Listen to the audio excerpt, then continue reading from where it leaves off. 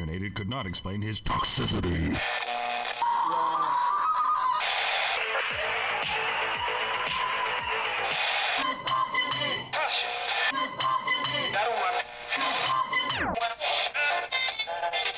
You should not listen to men's rights advocates if you want to know what they have to say.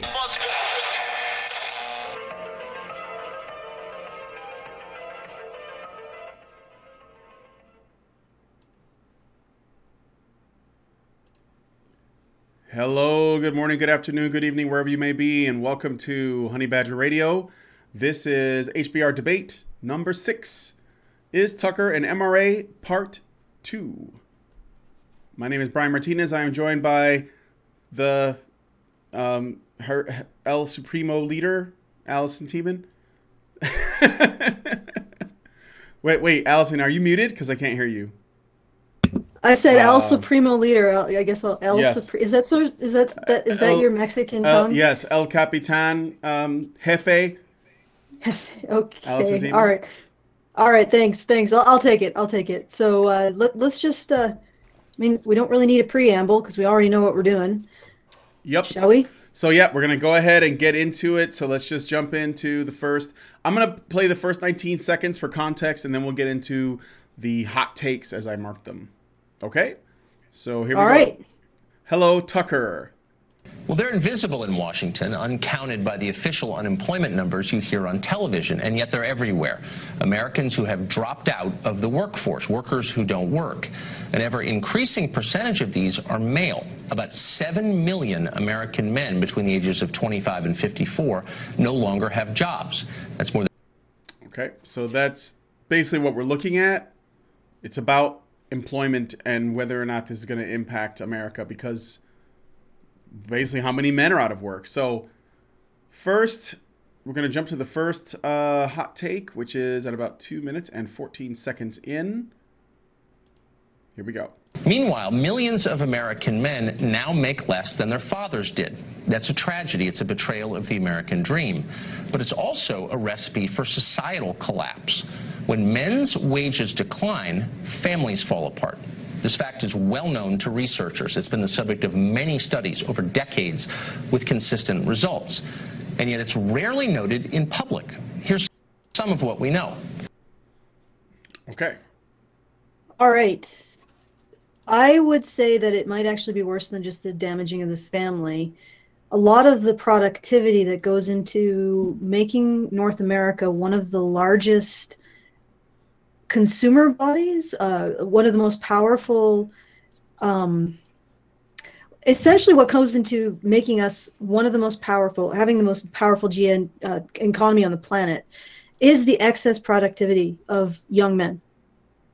Women tend to receive money from the government, whereas men tend to give it, and they also tend to earn more. So they represent the productive capacity of an economy. When you start to slash away at that, you're not just destabilizing families, you're also destabilizing your economy.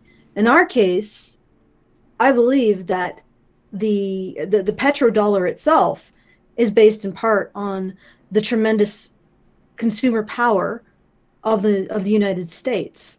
And when you start to chip away at that, you are chipping away at the foundation of one of the most central aspects of our society, of the global aspects of our society, and also the local aspects in North America. Because right now, we've lost a lot of our cooperative systems. And what I mean by that is the systems that elicit a sense of cooperation in diverse groups of people. For example, religion does that. A shared sense of a mythology does that. A shared language does that. We've eroded a lot of that, almost to nothing. So what we're left with is a representation of our cooperation is a currency. And so now we're in a situation where we're at one point of failure, and that one point of failure, the only reason it hasn't failed is because young men continue to produce. They continue to earn over their lifetime considerably more than young women. They put more into taxes. So it's a situation where we have this one point of failure, and we are chipping away at the only thing that's preventing it from collapsing, and eventually it will. And then when this petrodollar is gone, a lot of what is left of how we organize ourselves and cooperate will be gone. And it'll be, if this does happen like that, it'll be hellish. Mm-hmm. Yeah. So you were mentioning about how men tend to pay into the economy and women like into the government, and women tend to get resources from the government. So there's like the government's like a middleman for this, but is it also true that women spend more of the money too? They yes. spend. Yeah, so they tend to spend more of the money. So we have the productive capacity, and then we have the spending, the consumer body that spends more. So it's not just productivity; it's also the internal power of the power of the internal economy. There is always going to be so much demand for the currency that Americans do business in, that no matter what, it will have value everywhere else, because the U.S. itself has such a powerful internal economy. Yeah. But at the same time, as you chip away at the foundation of all of that, eventually something is going to give. And that means potentially, because the U.S. is so tied with everything around the globe, and the U.S. dollar is in some cases almost the de facto currency of a lot of countries, because their own currency is so debased, or it's inflating. And if we see a collapse, it's going to be everywhere. It's not going to be fun. And again, the excess productivity of young men, that's one of the things that's holding it all together, all of it. I mean, if there are no men earning this money, there's no government able to spend it on women, or women able to spend it in the marketplace. Yep. And I would say it's even more dire than what Tucker is putting out. But I don't think he's like understating it either. No, Tucker hasn't taken any black pills yet. He's just starting to taste the outside of the red ones. He hasn't taken the black ones. Okay, so let's go on to the next hot take. Good luck to him when he takes the black pills. Yeah. Okay, here we go. One well-regarded study released last year found that when men's wages fell relative to women's, families didn't form. According to the authors, a falling male wage reduced, quote, the attractiveness of men as potential spouses, thus reducing fertility and especially marriage rates. Researchers also noted a dramatic increase in out-of-wedlock births when men made less. In the words of one of the authors, an economics professor at MIT, quote, we see a decline in fertility, a decline in marriage, but a rise in the fraction of births that are disadvantaged. As a consequence, the kids are living in pretty tough circumstances. Yeah, one of the most disenfranchising thing for a child to have to endure is not having a father to give that extra amount of care and encouragement to a particular type of development that fathers bring to their children. And it's cyclical. When you don't get that as a child, then you can't really give it to your children, or you're even less likely to be able to connect on that level if you're a man to your own children. And so it just goes generation to generation to generation, getting worse and worse and worse. And in fact, when they control for poverty, those families who are poor but still have a father do far better than those families who don't, are poor and don't have a father. Even when you control for income, so exactly the same income, the children are more likely to grow up to get out of poverty, to get a higher wage, to move up the status and up the economic ladder if they have a father, even if they start poor. So fathers are doing something for their children. And I mean, just to take it a little bit back into some evopsych or some evolutionary stuff,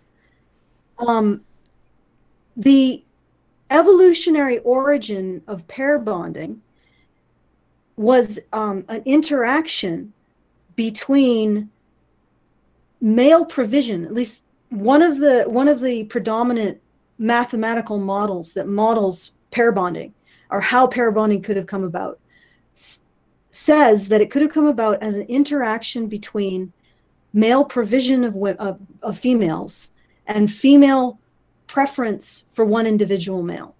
So when you take out the male provisioning, you start to remove the entire basis of the structure, of the evolutionary structure of pair bonding. And I know it sounds really callous, but it's something that seems to be almost critical on an instinctual level. There has to be this kind of provisioning of the female in order to have this pair bonding in the first place. And I mean, if you look at it historically, concealed ovulation wasn't so that females bonded to a beta male provider could have sex with the alpha male, the Chad. It was actually the reverse. Mm-hmm. Concealed ovulation allowed females to preferentially choose the providers rather than the alpha males, so that they were actually sneaking away from the alpha males and sleeping with the males who provided them resources. And then they started to have a preference for those males. They started to develop a pair bonding with those males. And then from there, we got marriage eventually. So when you take out that element of provision, on an evolutionary level, you will see a reduction in pair bonding. And of course, there's all other aspects to this that are social and emotional. That's purely mechanical. I don't mean to not give due to all those other aspects, but yeah. And interestingly enough, nobody in the mainstream is talking about it at all. Like they don't want to touch it with a 10-foot pole. You're not hearing this in news or journalism or academics or on TED Talks or any of that. No. Very interesting. They're very silent. Yes. All right, so moving on to hot take number 3. We jump ahead. Oh, you know what? Let me read some super chats because we've gotten some. And okay, so Haladal 1 gives us 50 Donkey Kong coins. Doesn't say anything. So thank you, Haladal 1. Just for the money, I guess. And Joey Jojo, what's up, man? Gives us $5 and says, thank you guys. Thanks for everything you guys have done for me recently. Love the podcast, and I love being a part of it. Thanks, Badgers, and thanks, guys. Well, thank you, Joey Jojo. Glad that you're around to give us this $5. Not just because of it. I'm just saying, I'm glad you're here, period. You don't have to give us anything. Syria De Flora gives us $5 and says, thank you all. Thank you for all you guys do. Have you considered making a recommended book list for the site? A recommended book list. That's a really good idea. I think it is a good idea. I actually have some books too that I would recommend. Oh yeah, I have a lot of books that I recommend from a bunch of different topics. Yeah.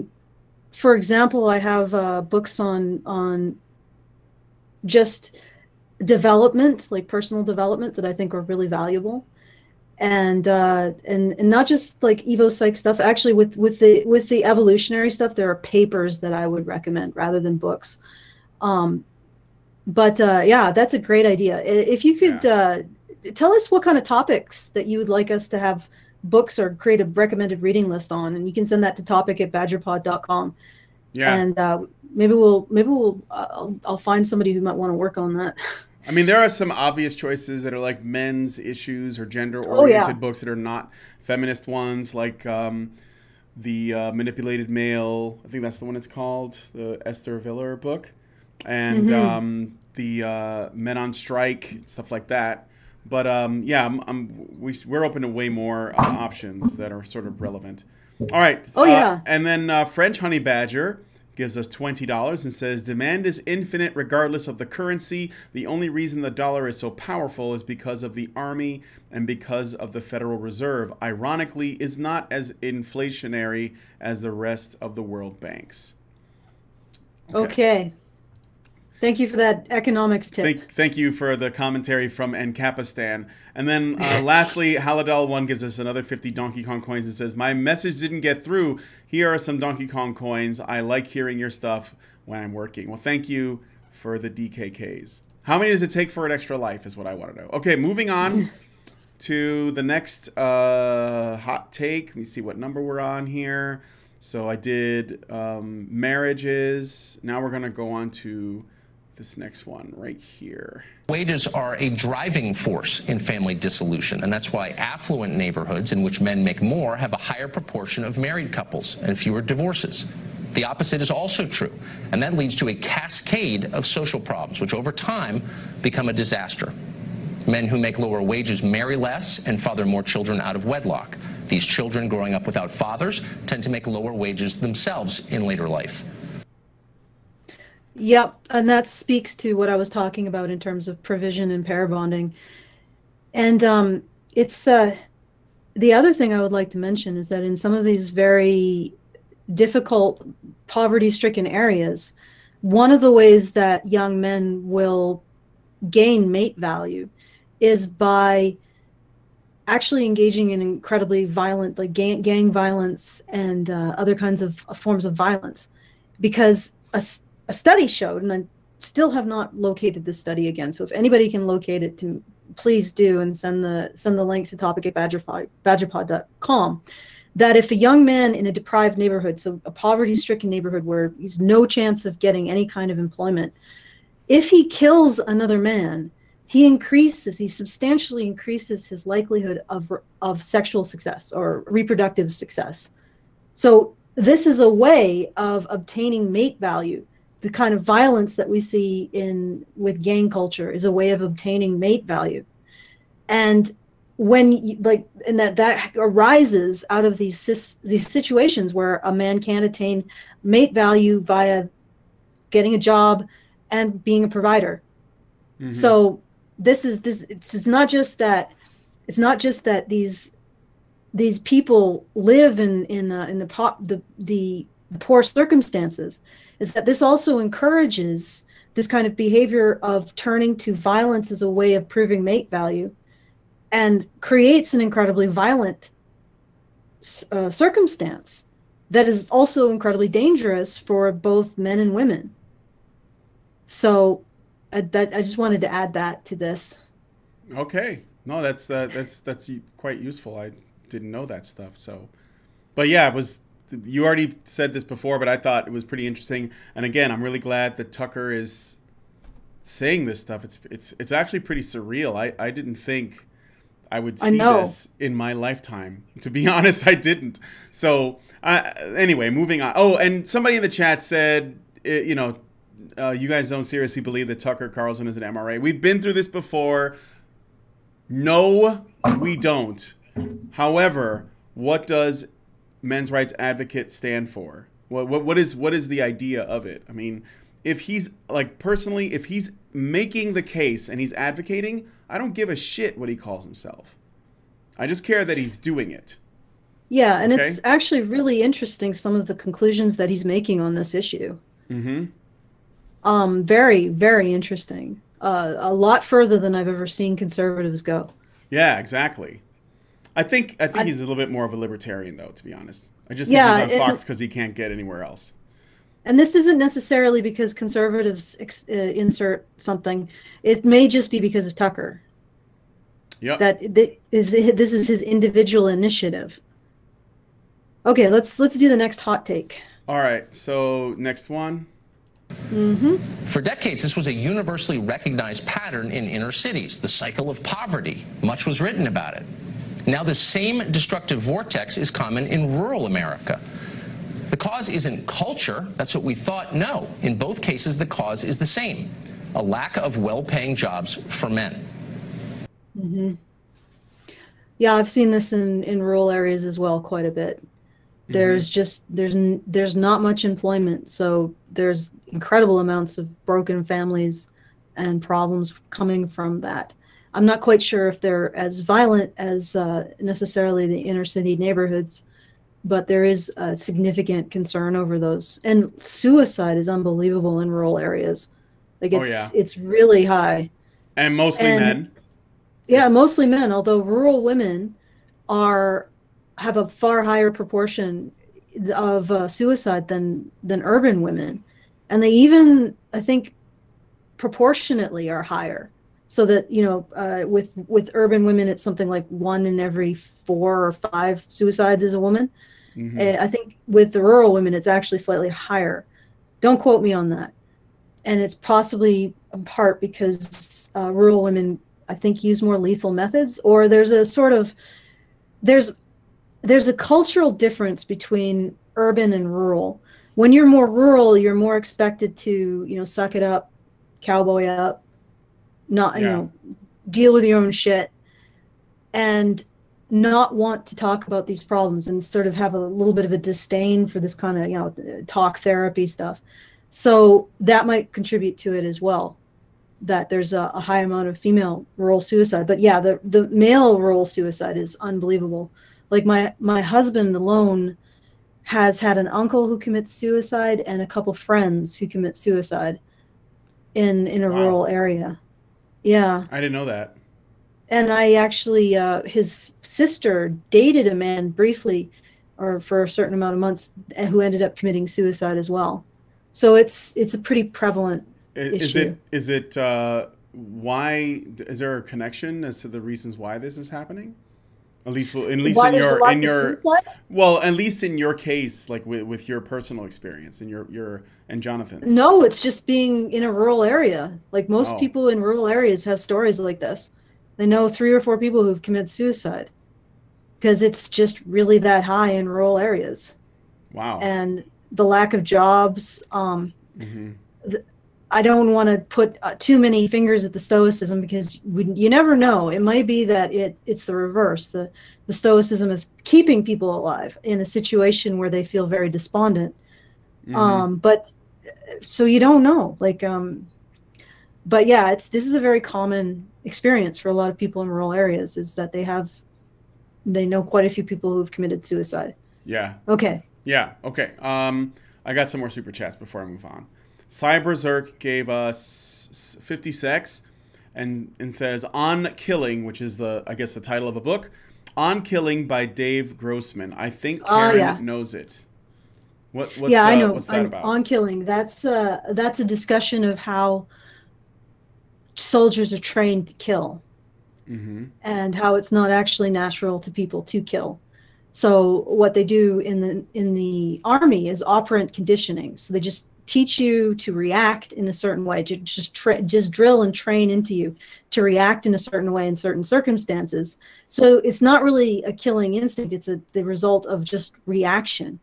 And I guess Grossman's concern was that in terms of video games, that video games were training young men to develop the reflexes to kill. So, I mean, there's that political angle in Grossman's book, but there's also the interesting statements about how human beings don't naturally kill each other, which incidentally, this might be of interest. When I read that, it started a lot of my research into sexual violence as well, and started me questioning whether or not normal men would actually rape someone, because it's just like killing, it's a huge violation of another human being. And so I started to investigate all of the statistics on it, and that was sort of that was the lip of the rabbit hole for me. It was Grossman's On Killing. So it's a good book. It has a political leaning, so look out for that, but it's got some good ideas. Okay. Yeah. All right. And another super chat from French Honey Badger for $20 more. He says, here's a thought.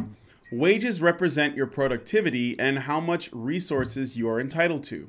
Thus, inflation by the Fed serves to devalue men's productivity, and welfare distributes entitlements to women they did not earn.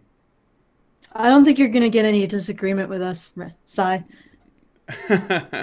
Yeah. Oh wait, French Honey Badger. French Honey Badger. French Honey Badger. Yeah, no, you're not going to get any disagreement here. Yeah. Welfare is guaranteed to undermine the entire system of human pair bonding. It's just gruesome. Anyway, shall we do another hot take? Yeah. Let me go on to the next one. Sorry, I just got to get it queued up here. Hot take number 5. Okay.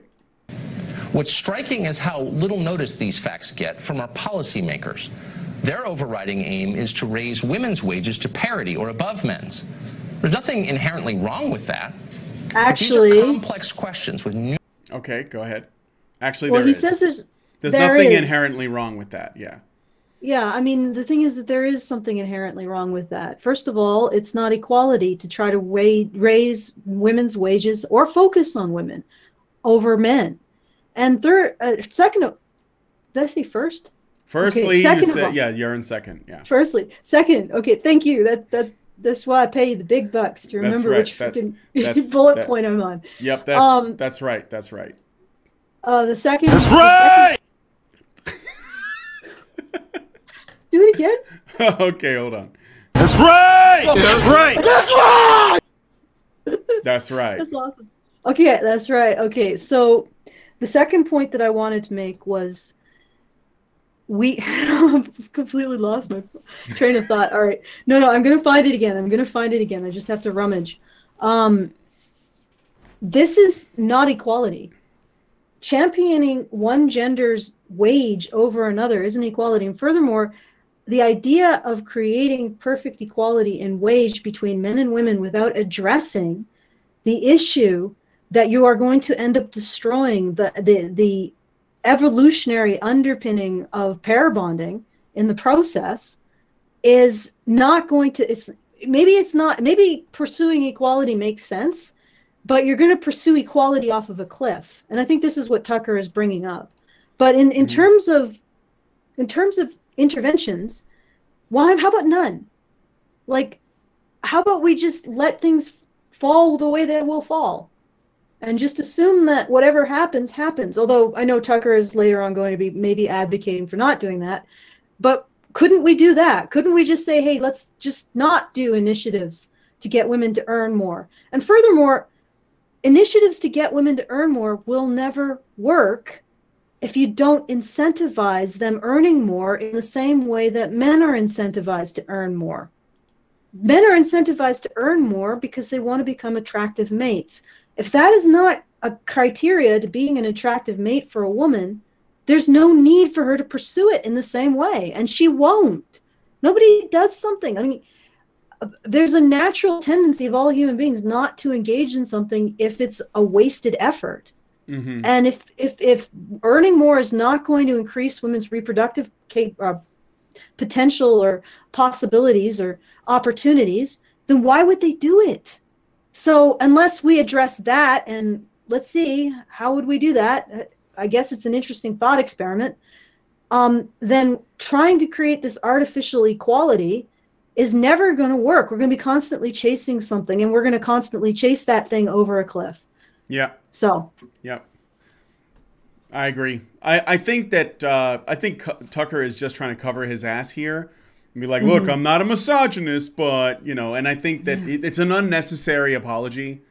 But no, I understand it. Yeah. Okay. But these are complex questions with numerous and profound unintended consequences. So they deserve a vigorous public debate. It's notable that most women, the very population on whose behalf these policies are supposedly devised, strongly prefer to marry men who make more than they do. I mean, yeah, that was basically the whole.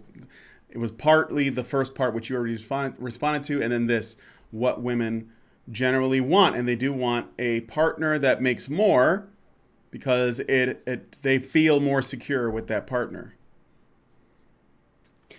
Yep. Yeah. Shall we go to the next part? Yeah, so we're going to go on to the next part. This is the last of the bit with Tucker by himself, and then we're going to go on to the guest that he brings on for this segment. There are more than 3 million professional truck drivers in this country. It is the most common job in the majority of American states. More than 90% of drivers are men. Thanks to technology, many of these men are about to lose their jobs. That's a lot of unemployed Americans. That's a lot of broken families. Washington is not worried at all about this. Lawmakers and business leaders assure us that those truck drivers will be just fine. They'll find something else to do, something better, in fact, with higher pay. And maybe they will. But keep in mind, our leaders said the very same thing about manufacturing jobs 30 years ago. Woo! This is really interesting because he's going into interesting territory. Mm-hmm. because normally the response would be just let the market do its thing. Again, sorry, go ahead. Well, no, I don't want to make. I don't think he wants to make necessarily an anti-market argument. Although he does mention Washington as though they could. It sort of sounds like he's implying they should step in. But the thing is, there isn't. It's like there is no foresight in what will happen to these men. And I didn't know that there was so many truck drivers. I mean, obviously it makes sense, but I didn't know it was such a common job. But there is no foresight in, okay, what do we do with all of these men who may soon be unemployed to adapt them to the change that's coming? Because they're obviously, when everything becomes sort of automated and all that, there will be jobs that will rise up that will essentially, in many ways, it could fill that gap. Like you may no longer have truck drivers, but there will be people that will need to manufacture the robots, operate them, maybe remotely, maintenance and stuff like that. So you'll have new jobs. But these truck drivers now, they won't be prepared for this because there doesn't appear to be any foresight to get that ball rolling. So I think there's the concern. Plus, we're looking at, I forget how many millions of men we're looking at here. They're going to lose their jobs, but that's the bit that I was thinking that could be where the problem is at. Is that this, when they automate this, there will be new jobs, but they will require training.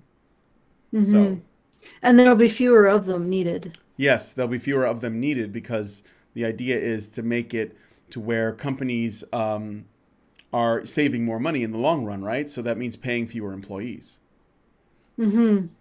I don't know, like this is a really complicated issue because, again, you don't want to necessarily increase government intervention in the marketplace.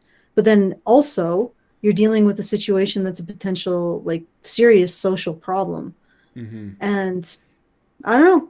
Maybe we can get a word from Ancapistan. Oh, I'm sure that they're furious. Ancapistan is furiously typing away. They could build the roads. Okay, Redicus gives us $2 and says, edit, lack of jobs means lack of purpose.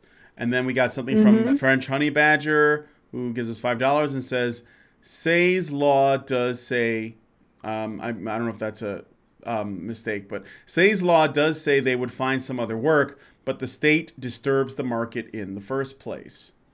Mm-hmm. Okay. That's true, too. Plus, the state has also, in the past, intervened to benefit women's jobs, to exacerbate this situation. Well, it's interesting that you should bring that up, because if there was a situation in which women's jobs, the ones that were more commonly used by women, let's say we had some advanced computer program that could teach kids so that we didn't need teachers, like human teachers anymore, then would we then in fact like feel a lot more of emboldened or pressure to protect these women's jobs? Like, would there suddenly be an initiative to get these women who are teachers for so long new jobs or something along those lines?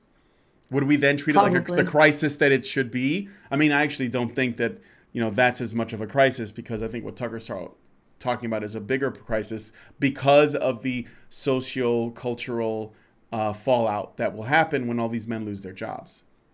Mm-hmm. Just something to think about.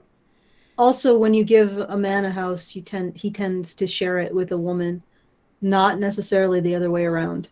So these are considerations. These are overall considerations that should be taken into account when we make these interventions. It's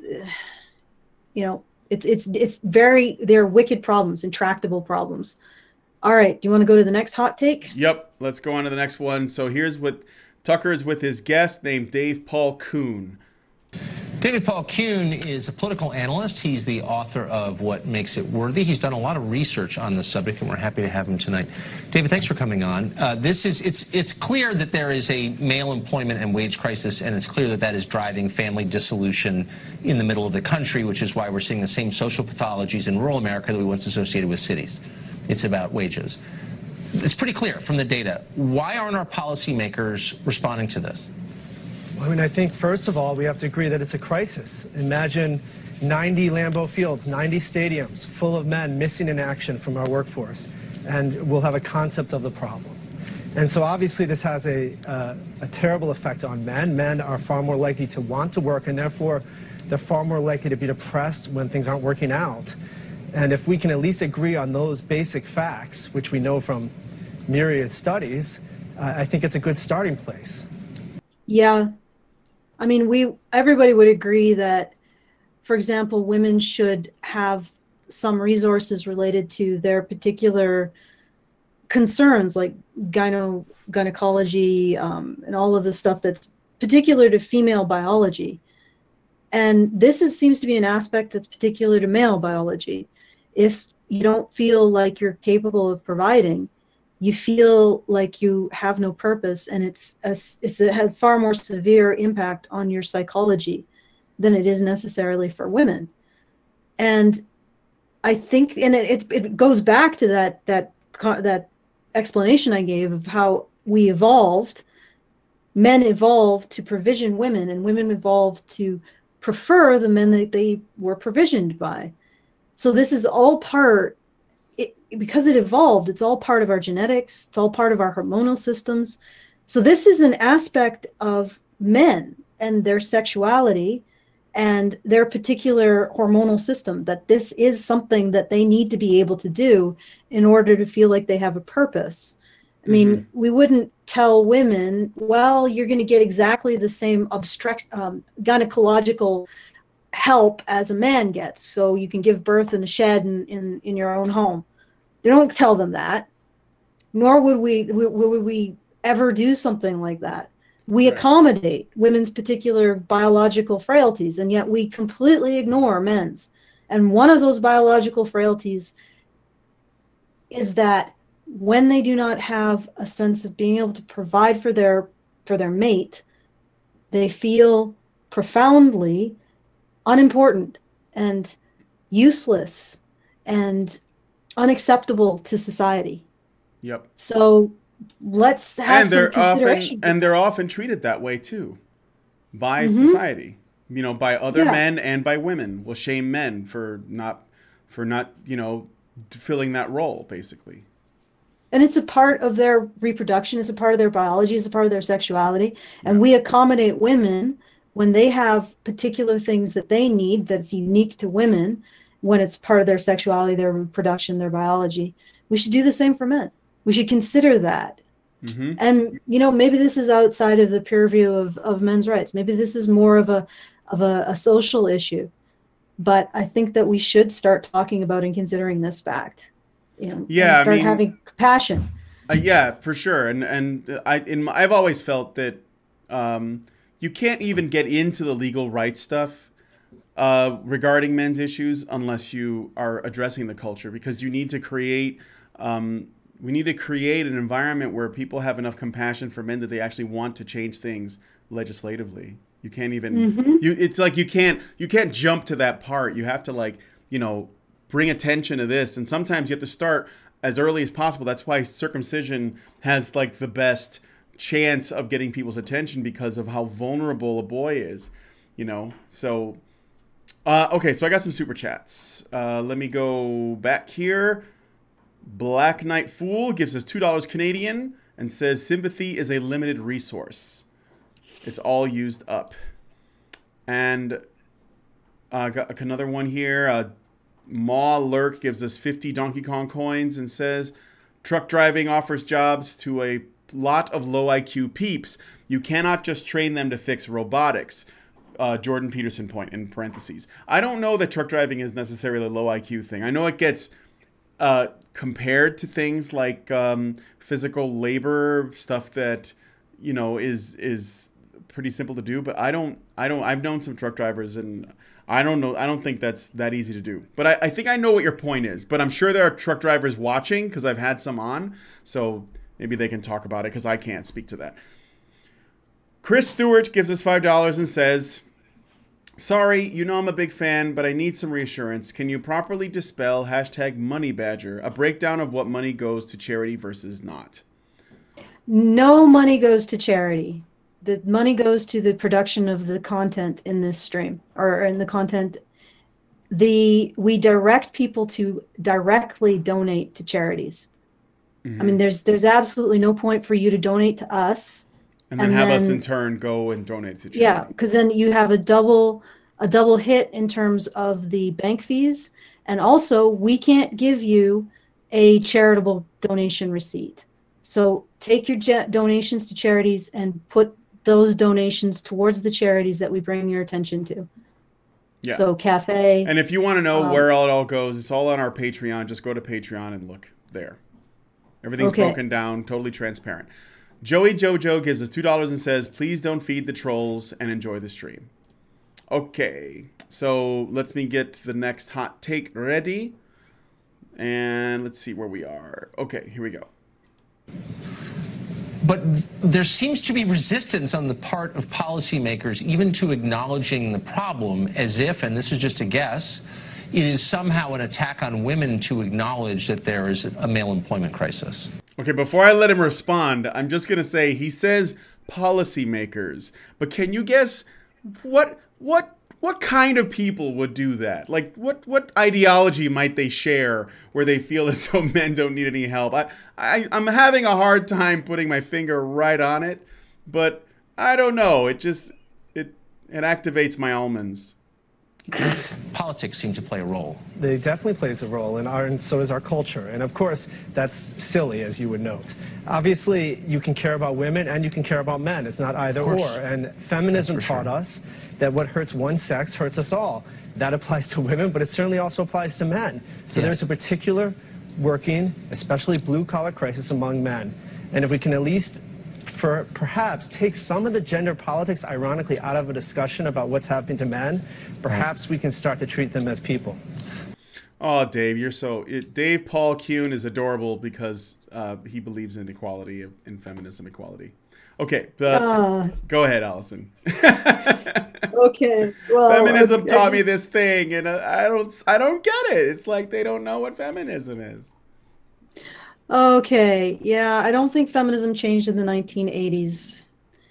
Even the suffragettes were asking for something that they weren't taking responsibility for. So they weren't considering the situation for men. Even the suffragettes weren't considering the situation for men, which is why they would give white feathers to guys who weren't currently enlisted or currently drafted to the army. And that's in the World War I. So this isn't something that just suddenly changed in the 1980s. And why did it become the 1980s? I thought the second wave feminism was in the 1970s. Anyway, it was. The 70s is the Gloria Steinem, that's second wave, and then the 80s, 90s, I think that was third wave. We're into like fourth wave curiarchy feminism, just like super insane. And I bet the next one is just going to be TERFs. That's what I'm guessing. It's just going to go full TERF. Fifth wave feminism is going to be like trans exclusionary. Yep. Trans exclusionary radical feminists. And they'll be the new normal too. Yeah, they'll become the normal. Yeah. Because this wave were the extremists from the last wave. And the last wave were the extremists from the previous wave. So in the 80s, like in the 70s and 80s, my father told me that patriarchy theory wasn't commonly accepted. This is something that the radicals of that time pushed and pushed and pushed until now it's a far more commonly accepted, almost universally accepted idea. I mean, you'll see women who aren't even feminists talk about patriarchy theory. Yep. Okay. So, we just got a super chat. Another one. I think it's a good one here. Chris Stewart gives us $2 and says, thank you for the transparency, smiley face. You're welcome. No, seriously, if you donate directly to charities. That's what you should do if you want to donate to a charity, because there is no point paying double for the bank fees and then not getting a receipt for it. Yep. Okay. All right, moving on. Next hot take. But why have we gone? I mean, the conversation appears to have moved from what you just said, an acknowledgement that the sexes are interrelated, dependent on each other, thrive only when each is thriving, to a kind of zero-sum understanding where my loss is your gain and vice versa. When did that change? Can I just get in there? Yeah, go ahead. It is worse than a zero-sum game. It is a negative-sum game. If you draw attention to the problems that men face in this current climate, you draw attention to it, then you are in a situation where let's say there's an issue that affects 50 women and 50 men. If you completely exclude the 50 men from the picture, those 50 women will get all the resources they need to deal with, or presumably all the resources they need to deal with the problem. Once you bring the 50 men into the picture, it's not just that those women have to share their resources with those additional 50 men. It's that they no longer get them at all. Because once you bring men into the picture and the issue is seen as something that faces both men and women, not just facing women uniquely, nobody wants to fund it anymore. Nobody gives a shit anymore. It doesn't motivate anything anymore. So when you bring up men's issues, you actually are put in a situation that if you bring up the male victims of an issue, you reduce people's concern overall. So as soon as you start bringing in the male victims into any particular issue, people stop caring entirely. It's not that women have to share the resources that they already have. It's that women's resources dry up too. You could have 50 women being thrown into a wood chipper every hour on the hour, and 50 men being thrown into a wood chipper every hour on the hour. And then you could have the anti-wood chipper brigade coming up and saying, let's save the women from the wood chippers. But we got to hide the men because we can't show our donors that they're actually also doing this to men, because they only care because we're wood chipper. There's somebody out there wood chippering women. And if those men ever get attention, that all of those donors do not give a shit that 50 women a day or an hour are still being put into wood chippers, they stop paying entirely. So that, as soon as we see the men there, we're not giving you any funding. As soon as you start helping men and show us that this is an issue that faces both men and women, all of your funding is yanked. And we don't give a shit that is going to hurt those 50 women being shoved into wood chippers. Go ahead and do it. We don't care anymore. Yep. That's the way, the psychology of the world today. That's what we're fighting against. All right. Okay. That's okay. I want to drive the point home. Yeah, do it. People do not care if you shove women into wood chippers. If it's a situation where men are also shoved into wood chippers, they don't care. They're fine with it. They're happy. They only care about issues that only face women, allegedly because they're women. This sound clip will be taken out of context. Yes. No doubt. I'm sure the sound wants clip to throw men into wood chippers, and she doesn't care. I'm sure the sound clip about the charity stuff will be taken out of context as well. Whatever. Okay, so moving on with the rest of this hot take. Here we go. You could argue it probably changed with second wave feminism in the 1970s, but that's a long time ago. It's a half century ago nearly. And I would just say, obviously, it is true that it's still politically incorrect to talk about the crisis among men. Unfortunately, if you read a lot of liberal publications, it's not just politically incorrect to talk about the suffering men. It's political suicide to talk about the suffering of men, it seems. So it is absolute political suicide, and it is almost impossible to get anybody to care about it. Like, I can't emphasize this enough, and I'll use an example. There was a non-government organization that would go into conflict, into war-torn regions and help victims of rape. And they would help. And originally they would help indiscriminately. If there were men who were victims of rape, they would help them. There were women who were victims of rape, they would help them. Then one of their largest donors came to them and said, if you ever help more than 30% of the victim, if you ever help more than 30% men, so in other words, if you ever are in a situation where the people you're helping are more than 30% men, we're yanking your funding. So this is the reality that we live in. not only do people not care about male victims, they will stop caring about female victims. They don't care. They don't care about that 70% of women who will be left, the instant they go over 30% of male victims that they're helping. 30, let's say it's 30 men, 70 women, and they suddenly take on another male climate, and the people yank their funding. They don't give a shit about the 70 female victims who no longer get help. Yep. See how ugly this is? It's just gross. And this is the mentality that we fight, is that the instant something is seen as also affecting men, we stop caring entirely. And we even stop caring about the female victims of the thing. Okay. All right. Moving on. We'll put the word crisis in quotes as if it's not real. Can you imagine if we applied that to other groups that were experiencing unique downsides of our economy?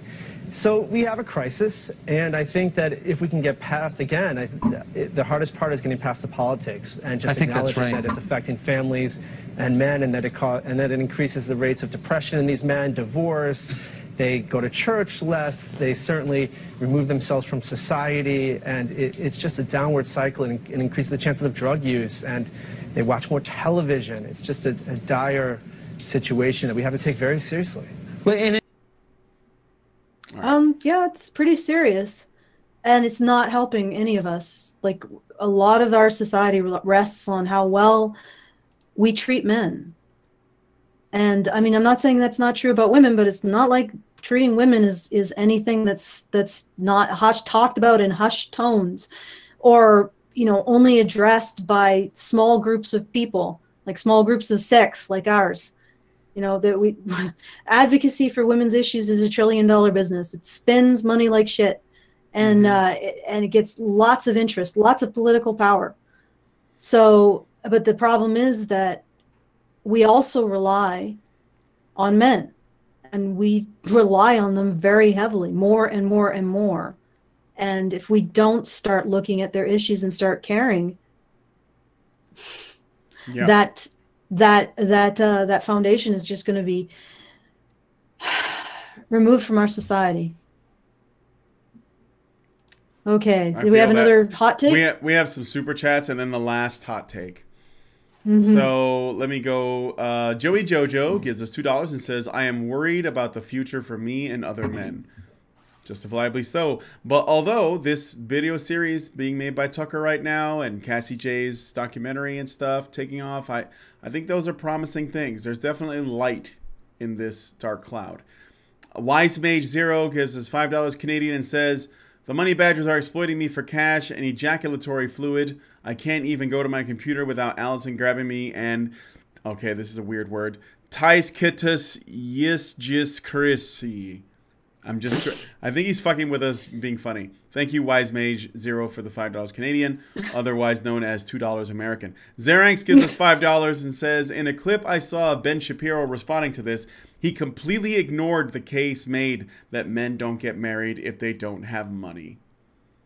Well, Ben Shapiro's more tradcon than normal, so maybe he can't see it. But yeah, that's it for the super chat. So let me go ahead and go on to the last bit. I like Ben, but he's not woke on the men's issues stuff. So, all right. So we're on the last hot take. This was actually pretty efficiently done.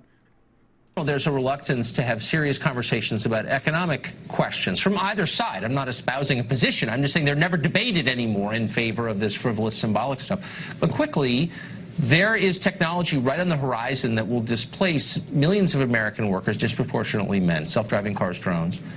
I never hear the implications of that for employment mentioned by anybody. Why is that? Because it's treated like a natural disaster. And it's been treated like a natural disaster for decades, and it's infuriating. Because, of course, automation, deindustrialization were major factors in this blue-collar crisis, and this blue-collar male crisis particularly. But man-made decisions impacted this crisis, and they still do. And so as we move forward with automation, we have to consider, unfortunately, I don't think our elites do, the downside of the supposed good it will bring. That is exactly right. I mean, they treat market capitalism like a religion rather than a useful economic system, which it is. But we can't. Okay. Pause for the Ancapistan comment. I'm just teasing you, French honey badger. No, this is I mean, it's interesting for him to take this tack. And I don't know what the answer is with this.